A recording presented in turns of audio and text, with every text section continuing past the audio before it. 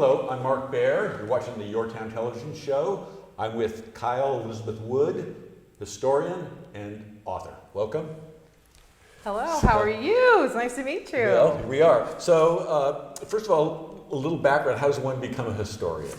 Well, one becomes a historian when one decides to become a historian. I think we have a lot of historians in the area who are not professional historians, but goodness gracious, they know a lot about this wonderful neighborhood we live in. So I would consider them to be not even amateur historians. Is that fair when they know so much? But myself, I went to school. I went back to school. I was a realtor forever in San Joaquin County, and I went back to college later in life. I thought of myself as a geezer chick, and I went and I studied, and I became a historian through that process. And while I was doing it, and I think this is important, I'm going to counsel some students out there, you can determine ahead of time to write 1 or 2 papers throughout your entire collegiate career.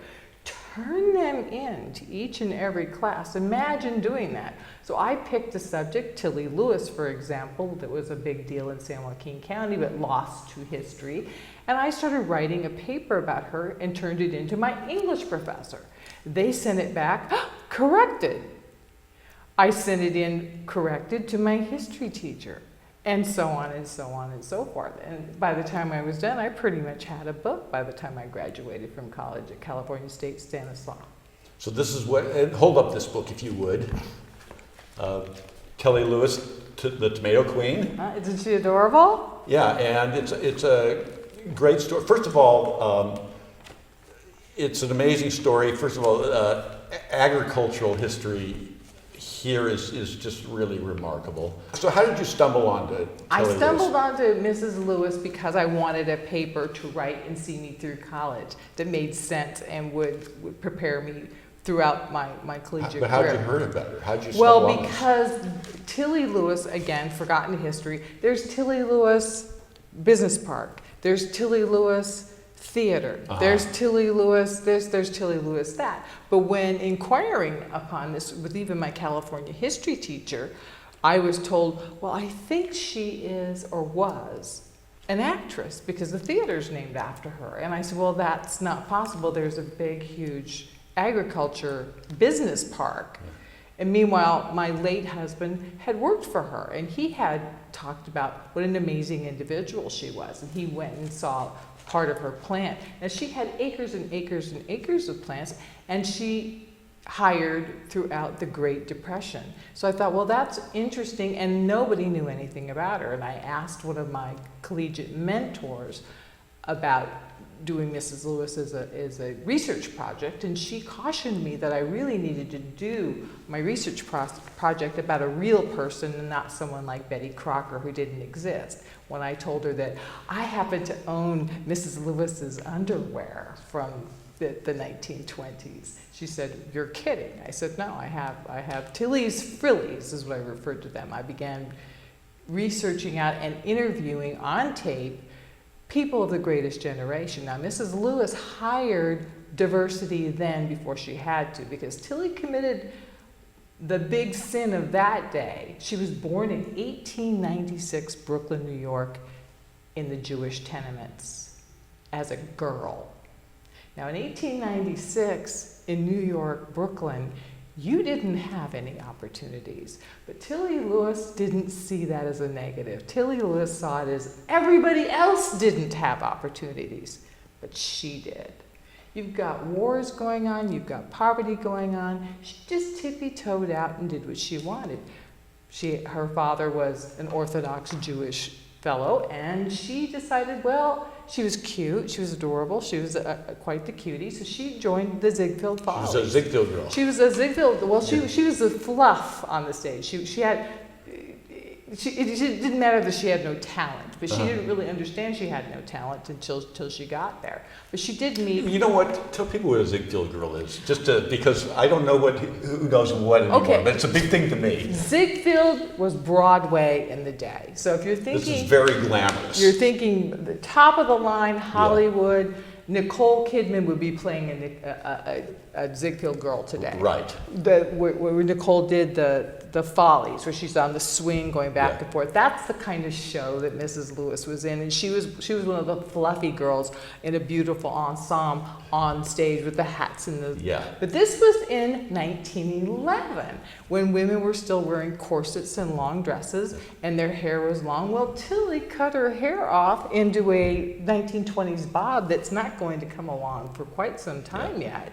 So she had more makeup and pearls on than she had Yeah, clothing. so this is before the Roaring Twenties. This is before the Fitzgerald years. This was shocking. Yeah. This was shocking. So for the Jewish people, her family sat shiva for her, which means they pretty much decided that She's dead. She was dead. Yeah. So this was a huge deal, but she did it anyway, and she met a great guy. And how old is she now? But in that time, she was 15. 15 on She stage. was 15, Okay. amphibian about her age, like Okay. any 15-year-old would have done Yeah. at the time, right? So she meets a baron of industry from Italy, and he assists her with furs and this and that, and also he let her know that she needed an education. So Right. she Because she was not, she wanted wealth, but she wanted brain power. She always had that. She was one smart gal. She was Yeah. one smart gal. So she learned a business. She learned his business. She learned the agribusiness. She also learned the stock market. These were times when women weren't allowed. They just were not allowed to do that. But she did it anyway as the girlfriend, as the gal Friday, and she was better than the man. So during the 1920s, well, you got the suffragettes before 1920s, they're marching up and down. Well, Tillie was already making twice, 3 times, 4 times as much as the average man. Suffrage meant absolutely nothing to her. So let's fast forward to the tomato tariffs in Italy. Is that what caused this? There were no tomato tariffs in Italy. What it was is just like we have now. We had the Great Depression. Right. We had the stock market crash. We had 1929. We had 1930, and we had the president put up. Anybody upset about tariffs right now? Just a little bit. So we had what was known as the Smoot-Hawley Act. tariff. Okay. Now, it wasn't an 18% tariff. It wasn't a 20% tariff. It was a 50% tariff, and not just on tomato products. This was on all foreign agriculture. On all foreign agriculture. Well, Tillie, at this point in time, had been the girlfriend for a while. This is 1929, 1930. So she's been the girlfriend for a substantial amount of time. She's learned this business. They were thinking about, in the Italian field, to bring the tomato product because they grew the San Marzano. Anybody ever have a San Marzano tomato? If you have not had San Marzano pasta sauce, you have not lived. And I'm sure in the best Italian restaurants in this fabulous community they are cooking the San Marzano tomatoes. Well, Tillie Lewis brought them here. And she brought them here during the Smoot-Hawley tariff because she was an American. And she made that deal with the Del Gaizo, that was her boyfriend's name, Florendo Del Gaizo, with the Del Gaizo Familia in Italy. She said, here's the deal. You let me be the American president of this company, and forget the tariff. I'm American. I'll bring everything over and start the company myself. Oh, that's smart. And she had already researched where to grow that tomato. Yeah, so how did you get to Fresno? I mean, it was Fresno, wasn't it? No, it was Stockton, California. Stockton. How she got there was she researched in Brooklyn, Yeah. at the Brooklyn Botanical Gardens. If anybody's from New York, then you know the Brooklyn Botanical Gardens. She researched there because that was her backyard. So she researched there and discovered, well, they told her there was no place that an Italian tomato would grow in America. And she said, well, you know what? French wines seem to do pretty well in California. Yeah. So with that, she ignored it, and she started looking at where. Now, it took me about 2.5 minutes to Google and find out where tomatoes would grow in America. Yeah. Tillie, it took her a while. Coming to California and back was a pretty... Yeah, she was taking trains. She was taking and a what train. would that take, like a week or something? It would take some time. So it was like some time, but that wasn't... But the Gaizos were wealthy, so they had an establishment in Manhattan. They had Chicago. So she had preset business if this was going to happen. So they had businesses for their stocks. So they had that, but they were still importing from Italy. All of this had to be imported from Italy, and it stopped because of the Smoot-Hawley tariff. So she's going to take over and bring everything here, but she discovered Stockton to actually grow the tomatoes because it had the same Mediterranean climate. It had the same water. It had the same. The climate was the same. The soil was the same, and gosh darn it, it worked. There was it's an amazing vision. Right. But she had failures before that because she was deeply invested in the stock market because she was smart and wise there as well. Right. And so her failures, she never took them as on the chin. She went, so what's next? She always, throughout her business life, and that's something that every business person needs to get and understand, is you cannot depend on this one thing. You have to always have a backup plan. What's next? What's next? What's going to happen next? So keep yourself fresh and look around at what's happening. And not so much what Mrs. Lewis taught me as I'm researching, because I learned a lot from her, was not so much to concentrate on what do people want. Concentrate on what they need. What do people need in this world? That's what's going to feed you and feed you well. And she thought in the 1930s, in the middle of the Great Depression, what did people need? They needed food. They needed food, and they needed cheap food. She's going to can cheap tomatoes in the Central Valley. That's really smart. So guess what? The Central Valley was where everybody was going. Steinbeck's books promise that. They tell us that we've got this huge influx of people going across the Grapes of Wrath, going to exactly where Tillie Lewis is standing, going, here's my door, come on in. So let's talk now about the Smithsonian Exhibition. Yes. So what's happening with all of this? What's happening with that is I'm a professional speaker. I've worked through the Naval, not worked through, but I'm Toastmasters with Naval Postgraduate School. So I've learned to speak professionally. Yes. So that's something I do. I do it for teaching processes and all kinds of things.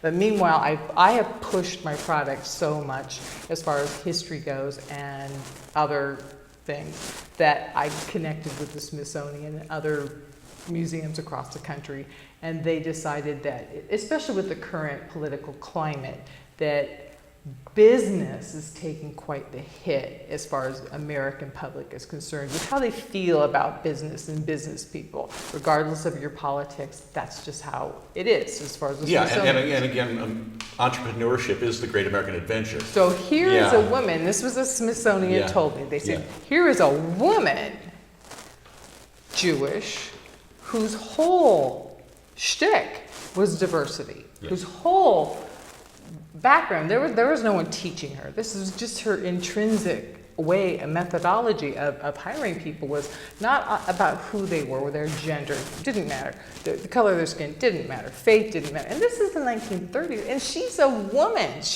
Working for a woman in those days, are you kidding me?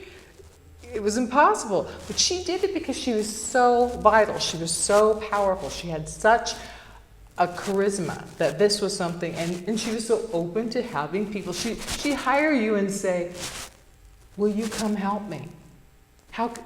I need your help.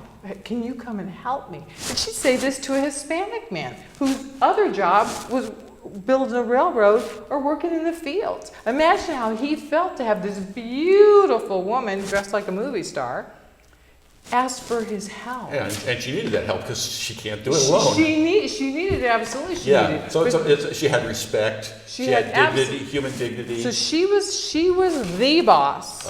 She had her two nephews as the next boss, and everybody else was the middle, including the custodian.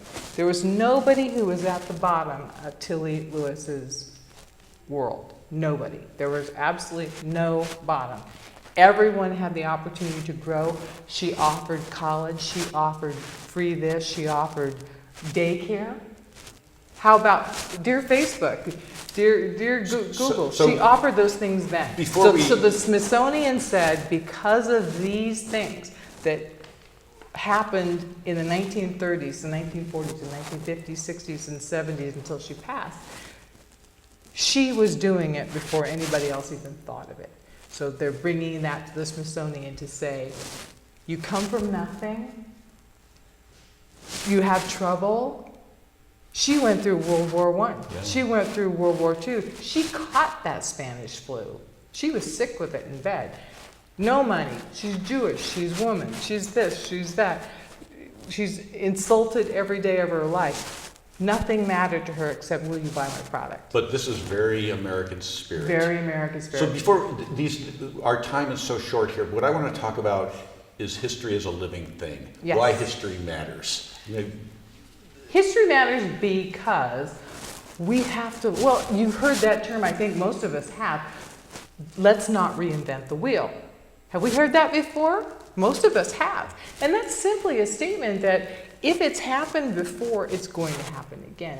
And historically, that's what's going on. And I think the problem, I would argue the problem in history with classes is you go dates and names and memorize this versus the humanity that's involved. Yeah. There's not one historical situation that's happened since the dawn of time that didn't involve people. Yeah.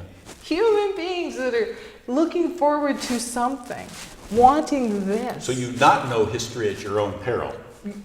Exactly. So I teach you history based on your need. What do you need? What do you want to know? What's important to you? And that's already, whatever it is, it's already happened. Did you see what's worked, what's failed, what's worked? Exactly. History doesn't repeat, but it echoes. I hear that, but I would argue that it repeats. I don't think it repeats exactly, but I think it really echoes. Well, let's take. There's a new variation Now, of the theme. This is not my new book. My new book is about Monterey. I do hope you buy Tillie Lewis's Tomato Queen. It's on Amazon. Let's hold that up one more time. Let's hold that up. So it's on sale now. Yes, let's get. It's on sale now. Yes, let's get a little plug while we still have let's time. go ahead with that. It's on Amazon.com and Kindle and all those good things. And it is a fabulous read. It really is. It'll make you hungry. You want to buy stuff. I was intrigued. You want to eat tomato. Okay, we've got 43 seconds. Let's hear that closing argument. And then the new book is about Monterey itself. It's a historiography of Monterey, and it's coming up for the 2020 next year for the 250th anniversary of not Monterey, because the Rumsen and the Esalen would argue the point that they were here a little bit longer than 250 years, but the 250th year of Portola and Father Sarah coming to Monterey and sticking that cross in the soil and saying, okay, we're here. We're here. Yeah. And what happens from that point forward. So that's what that's about. So that book takes you in a joyride from Portola and Sarah with the Rumsen Esalen prior to that. So I cover the Rumsen and Esalen thoroughly into Portola and Sarah, and I end it with John Steinbeck, who felt the same way about everybody that truly loves this beautiful Monterey Bay. It's ours, goodness gracious. It belongs to us. It doesn't belong to the guy before. It doesn't belong to the next guy. Everyone of Monterey from the beginning loves the place. And that's what the book is about. I'm with Kylie Elizabeth Wood, historian, her new book, Tillie Lewis. Cool, huh?